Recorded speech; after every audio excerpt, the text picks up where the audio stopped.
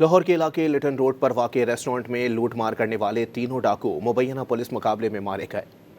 तर्जुमान के मुताबिक मुल्जिमान CCD civil lines के साथ मुबैना मुकाबले में करोल घाटी के करीब मारे गए।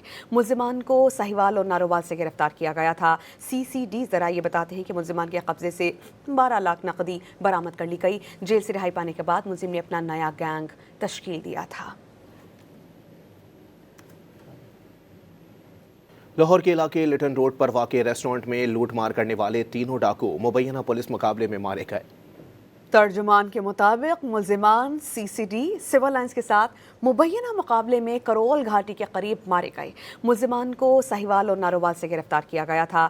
सीसीडी जरा ये बताते हैं कि मुल्जिमान के कब्जे से 12 लाख नकदी बरामद कर ली गई। जेल से रिहाई पाने के बाद मुल्जिम ने अपना नया गैंग तश्कील दिया था।